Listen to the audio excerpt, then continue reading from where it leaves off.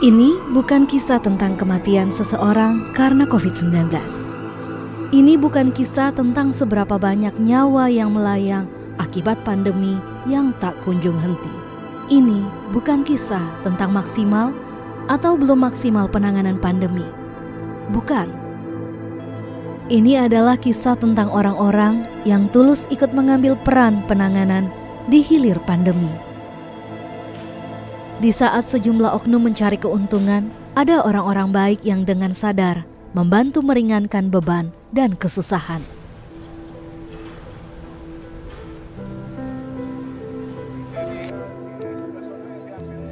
Nggak boleh di dalam keadaan pandemi, dikala negara berduka, dikala saudara-saudara kita berduka, kita mengambil kesempatan dalam kesempitan atau aji mumpung.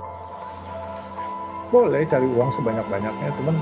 Ada etika, ada empati, simpati kepada mereka itu, ya kan?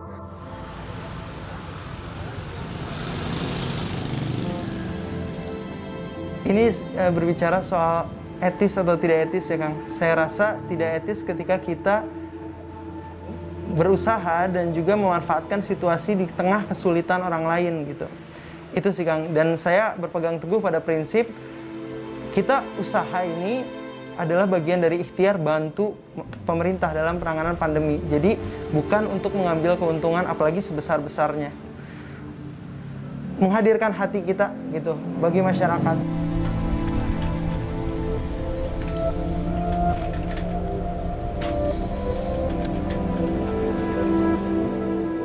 Tingkat kematian akibat COVID-19 memang tinggi. Ini ladang bagus bagi pelaku bisnis. Momentum menumpuk harta di atas duka.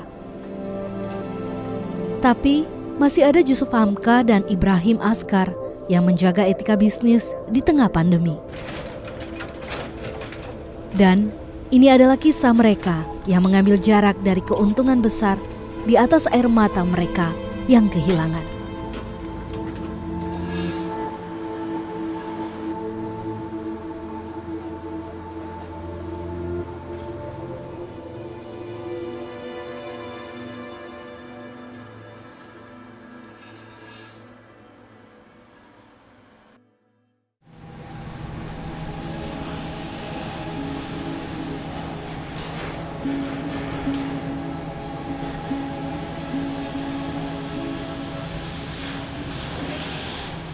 Sudah tidak manusiawi, sudah memeras saudara-saudara kita sampai dengan harga 80 juta. Dan kita lawan kartel ini bersama. Bersama kita bisa. Jangan khawatir saudara-saudaraku, umat Kristiani, umat Buddha, saya selalu ada bersama kalian dan saya akan bantu kalian. Dan buat saudara-saudara yang tidak mampu, bawa surat keterangan lurah, dan bawa juga surat keterangan camat, saya akan mintakan supaya dibebaskan dari biaya alias gratis. Saya akan bersama kalian, saudara-saudara, kita lawan kartel bersama. Terima kasih. Wabillahi taufiq wal hidayah. Wassalamualaikum warahmatullahi wabarakatuh. 19 Juli 2021 malam, Yusuf Hamka meminta istrinya untuk merekam pernyataannya terkait kartel krematorium di Jakarta.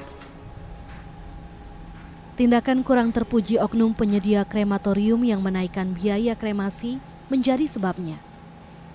Sebagai salah satu pengusaha senior dan pembina Yayasan Krematorium Cilincing, Yusuf Hamka tak bisa tinggal diam.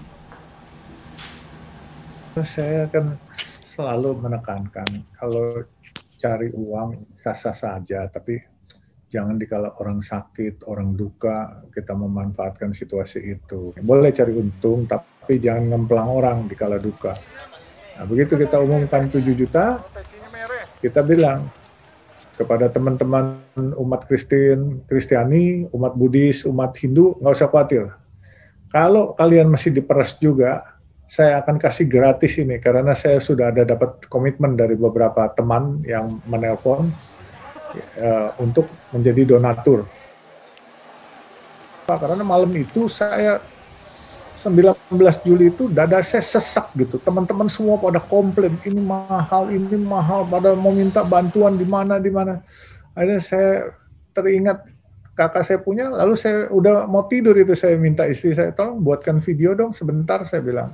Kan bisa membantu semua orang. Sekarang umat Kristen happy, umat Buddha happy, umat Hindu happy semuanya. Ya itulah, kalau kita bisa bikin orang senang kan membahagiakan orang sebagian dari iman di agama saya, gitu aja. Pernyataan Yusuf Hamka itu bukan ditujukan untuk mengancam, apalagi mematikan bisnis krematorium. Yusuf Hamka hanya ingin mengajak pengusaha krematorium untuk bersama-sama membantu mengambil satu peran penting di hilir penanganan pandemi. Dan apa yang dilakukan Yusuf Hamka membuahkan hasil. 1 minggu setelah videonya tersebar luas, sejumlah tempat kremasi mulai mengambil sikap positif, menurunkan biaya kremasi. Jadi cuman saya juga nggak mau mematikan krematorium teman-teman yang cari makan yang baik-baik lah. Tapi kalau ngemplang ya kita banting ini harga, kartelnya harus di stop. Ya saya bilang pokoknya jangan macem-macem, karena saya punya donatur yang siap untuk bayarin sehingga krematorium Cilincing bisa akan memberikan gratis. Ya, saat ini yang paling murah 7 juta memang kita tetap masih kutip karena memang cost-nya memang sekitar 6 jutaan. Profit marginnya ya 1 juta gitu. Nah, tapi kalau mereka juga masih bandel kartel-kartel itu ya kita kasih gratis ntar. Nah, kalau kita kasih gratis kan mereka punya krematorium juga akhirnya akan mati. Tapi kan juga kita melihat dari segi karyawannya. Jadi makanya saya bilang, oke lah, saya kasih kesempatan. Yang penting harga turun. Nah, begitu harga turun ya kita nggak kasih gratis. Negara sedang berduka, negara sedang butuh kita. Ya kan kita harus menjadi private sector yang mendukung kegiatan negara. Bukan kita malah mencawe-cawe. Ini kan nanti kalau mereka kemahalan semua, terus apakah kita mau lihat bahwa ada mayat-mayat di jalanan atau di sungai-sungai orang buang karena nggak mampu? Kan kita nggak mau. Kita negara yang beradab, kita nggak mau terjadi kayak India gitu kan. Ya, makanya saya bilang, di luar nalar saya.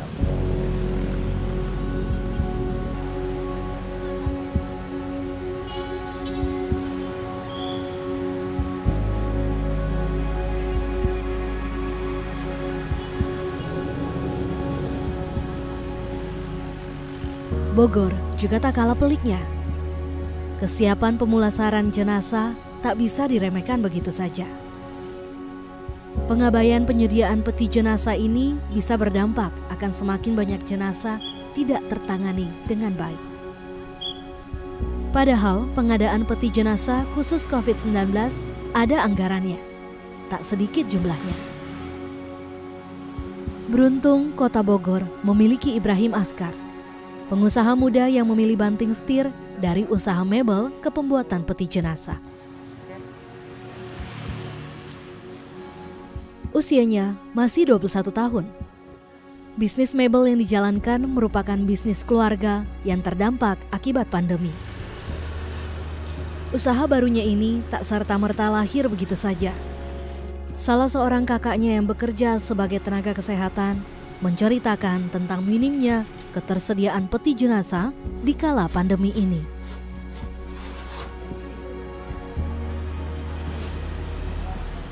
Sampai akhirnya saya membuat usaha peti jenazah ini adalah karena kebetulan kakak saya seorang nakes dan beliau ada informasi antar nakes yang informasinya sampai ke saya bahwa peti jenazah ini minim di Bogor Raya gitu, di Kota Bogor dan Kabupaten Bogor.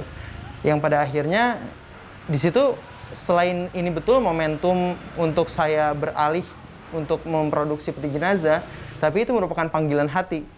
Karena ada juga Kang informasi dari kakak saya sampai-sampai untuk menunggu peti jenazah seperti itu ya. Seorang keluarga ini harus bertahan di rumah sakit gitu.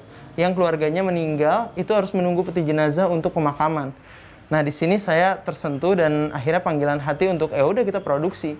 Dan kebetulan ketika itu karena kakak saya itu nakes dan komunikasinya dengan RSUD Cibinong, akhirnya kita produksi untuk RSUD Cibinong.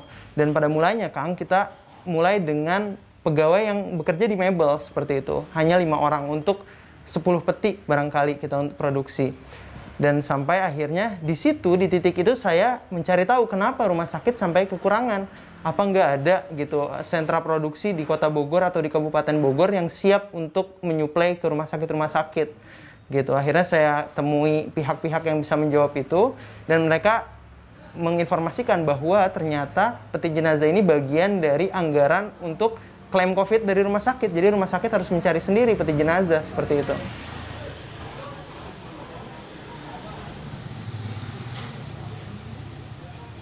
Nah, di transisi ini saya rasa akan ada kelangkaan, kan seperti itu. Nah, di momen kelangkaan ini kita tahulah pengusaha akan berpikir semakin banyak permintaan dan semakin dikit barang, itu harga akan naik seperti itu. Dan setahu saya supplier pada umumnya menjual di harga mendekati anggaran pemerintah gitu, 1.500.000 sampai dengan 1.700.000. Itu yang saya ketahui.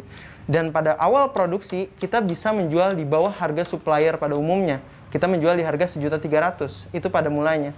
Dan sekarang ketika kita bisa memproduksi lebih banyak, tentunya bahan baku bisa lebih murah kita dapatkan. Kita memproduksi dan menjualnya dengan harga di bawah 1 juta. Nah, ini adalah bagian dari komitmen kami untuk tetap pada tujuan awal, kita membantu pemerintah dalam penanganan COVID seperti itu. Jadi, adapun keuntungan, saya bersyukur bisa memberdayakan masyarakat yang ada di sekitar sentra produksi ini, Kang. Karena kalau Akang boleh tahu gitu ya, yang bekerja di sini adalah orang-orang yang sebelumnya mereka pekerja bangunan, ya kan? Dan karena pandemi ini mereka akhirnya harus dipulangkan di rumah, dan kita panggil untuk membuat menjadi pengrajin peti jenazah ini. Selain itu ada juga yang pengangguran sebelumnya, ya, dan kita berdayakan seperti itu.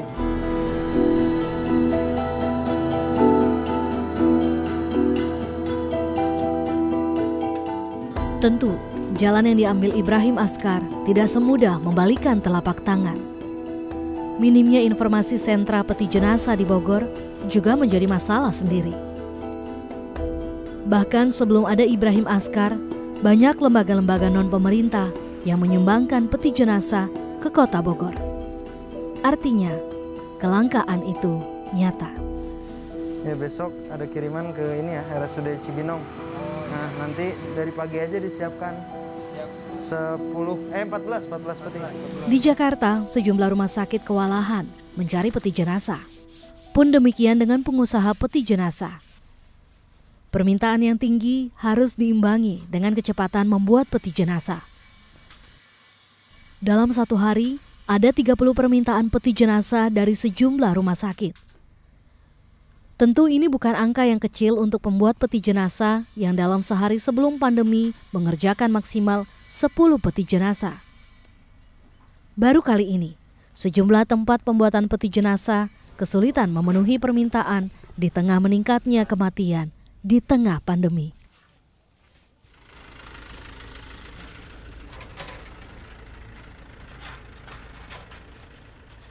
Tingkat kematian yang tinggi dan jumlah kasus baru yang terus bertambah menjadikan Indonesia disebut-sebut sebagai epicentrum baru virus corona. 1.000 kematian setiap hari tak bisa dibiarkan. Apalagi jumlah kematian akibat COVID-19 harus ditambah dengan kelangkaan peti jenazah atau tempat kremasi.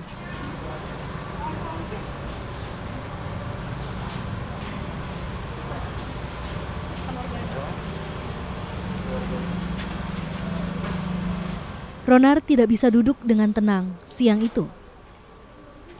Tempat kremasi yang baru diresmikan pemerintah Provinsi DKI Jakarta di TPU Tegal Alur terus menerima jenazah-jenazah COVID-19. Tempat kremasi ini merupakan kolaborasi antara Himpunan Bersatu Teguh dengan pemerintah Provinsi DKI Jakarta. Kolaborasi ini sekaligus menjadi jawaban atas mahal dan langkanya tempat kremasi di Jakarta yang mau menerima jenazah COVID-19. Dalam sehari, krematorium TPU Tegal Alur hanya sanggup menerima 7 jenazah untuk dikremasi. Sebab tempat ini baru memiliki satu alat kremasi dengan durasi 1 sampai 1,5 jam sekali bakar. Jadi kamu anaknya? Anakku. Berdua? Enggak, ini saya. Oh, istri ya? Oh. Mama kamu masih? Mama saya baru meninggal kemarin, 3 hari kemarin. Oh, ya, berduka ya. Ini memang COVID serem sih ya. Gitu, ya.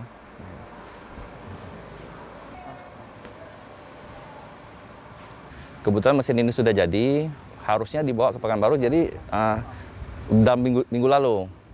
Setelah itu, karena anggota sendiri banyak yang meninggal, cari tempat kremasi susah, ngantrinya lama, dan harganya, karena susah, harganya jadi naik tinggi. Kebetulan ada ketemu dengan Pak Wali Kota, dengan Pemprov gitu, jadi ada gagasan untuk dikolaborasikan antara Pemprov dan Himpunan Bersatu Teguh untuk bangun kremasi untuk pandemi sekarang ini, jadi untuk melayani kremasi ini gitu loh. Jadi berhubung karena kita sosial, semua kita kasih gratis, ketemu dengan Pemprov, jadi kita dalam 1 minggu kita bangunlah bangunan ini dan kita masukin mesinnya. Nah jadi, dan segala macam pelayanan kita kasih gratis untuk masyarakat selama pandemi ini.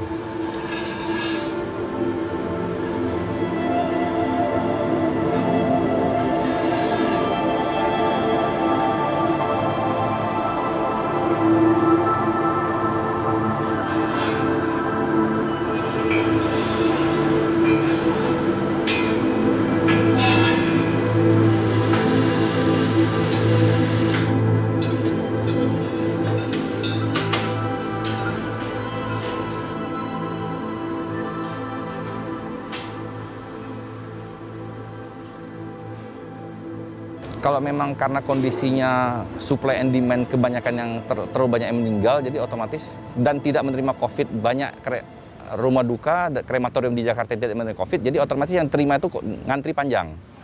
Ngantri panjang tuh karena untuk mendapat slot, ya terjadilah mungkin permainan atau segala macam di dalam ya saya nggak tahu. Jadi harganya terakhirnya ya meningkat gitu loh. Jadi kita cuma bersifat membantu yang lagi susah sekarang, jadi supaya bisa terbantu yang meninggal karena COVID ini ada tempat untuk dikremasikan, seperti itu.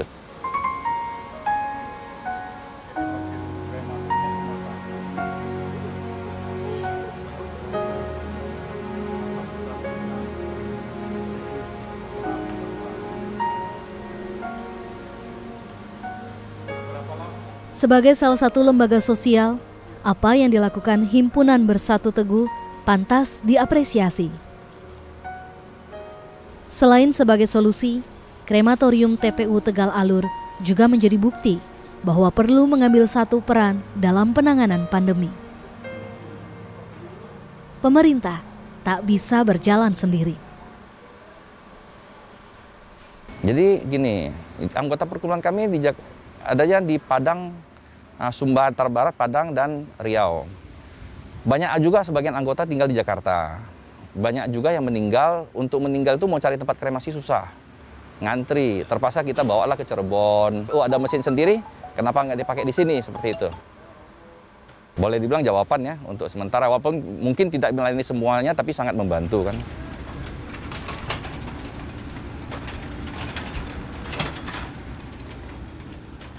Jusuf Hamka dan Ibrahim Askar memang beda generasi. Sangat jauh bahkan. Tapi soal empati di tengah pandemi, keduanya berada di kutub yang sama. Membantu sebisanya, semampunya demi ikut berperan melawan pandemi dan kartel yang mengambil untung di tengah duka. Apa yang dilakukan Jusuf Hamka dan Ibrahim Askar adalah contoh nyata bagaimana empati kita diuji. Bisa saja mereka mengambil untung besar dari kejadian ini, tapi momentum itu tidak mereka pilih. Keduanya lebih memilih peran membantu pemerintah dengan tidak membebani warga yang tengah berduka. Jadi saya tergerak dan bahkan saya dalam diri saya akan lawan. Dan kalau teman-teman nggak ada donatur, saya pakai sedekah dari keluarga kami semua. Dan harta keluarga kami kita dorong untuk kemanusiaan. Sebab saya berpikir dari itu. Hari ini teman-teman kita, saudara-saudara kita yang kita kenal maupun nggak kenal, kena COVID dan meninggal. Besok mungkin bisa giliran kita. Jadi berbuat baiklah sebanyak-banyaknya. yang saya pasti bayangkan bahwa akan banyak mayat di jalan atau di sungai-sungai. Orang akhirnya nggak mampu, akhirnya dilempar aja, dilarung aja ke laut langsung. Atau akan banyak orang jadi korban rentenir atau dia bunuh diri setelah dia pinjam sama tetangga untuk bayar ininya supaya bisa dikremasi. Setelah itu dia akan diuber-uber bunga tinggi, urusan pengembalian utang, kemudian banyak yang bunuh diri. Akhirnya selain mati dari COVID, mati bunuh diri karena kecekek. Harga-harga yang nggak wajar gitu.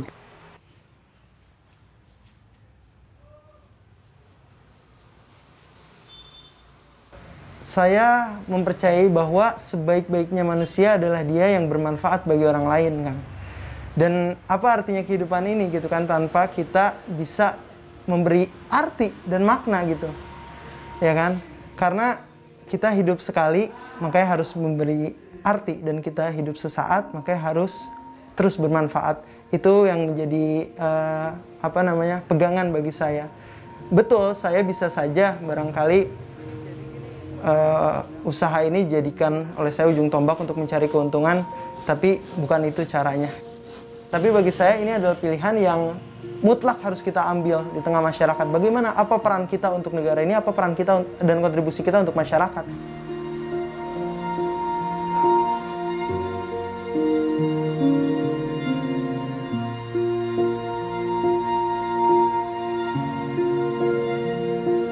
Ya mungkin seperti itulah, bisa saling turut membantu. Jadi orang lagi kesusahan, kita jangan lagi untuk menambah kesusahan mereka, kan seperti itu. Mungkin biaya rumah sakit juga sudah mahal, apalagi kalau meninggal juga harus bayar mahal, kan sangat kasihan kalau seperti itu kan. Nggak semua orang juga bisa, lagi zaman susah gini kan semua orang juga lagi susah gitu. Jadi bisa saling turut membantu aja lah gitu Pak.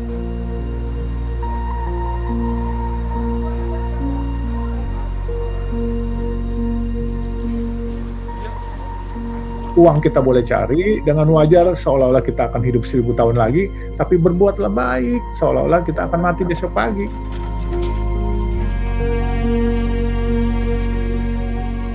Ini adalah titik akhir uji empati. Memang tidak mengharuskan siapa yang lulus dari ujian ini. Tapi paling tidak, kita bisa menjadi manusia yang bisa berarti untuk manusia lainnya.